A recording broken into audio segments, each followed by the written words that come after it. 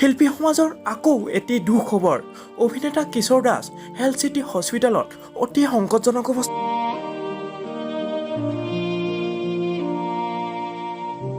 বন্ধুসকল নমস্কাৰ জনাইছোঁ। বন্ধুসকল কাৰ জীৱনলৈ কেতিয়া দুৰ্যোগ আহে কোনেও নাজানে।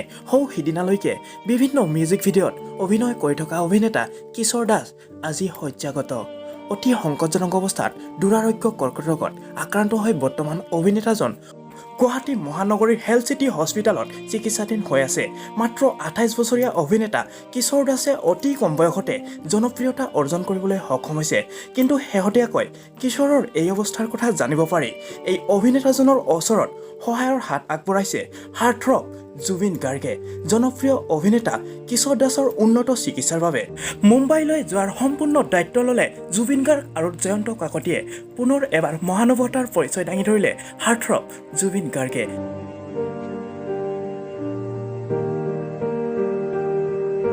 কিশোৰ দাসৰ আশু আৰোগ্য কামনা কৰিলেও যাতে অতি সোনকালে সুস্থ হৈ আকৌ আমাৰ মাজত আগৰ দৰেই গীতত অভিনয় কৰি আগলৈ গৈ থাকে।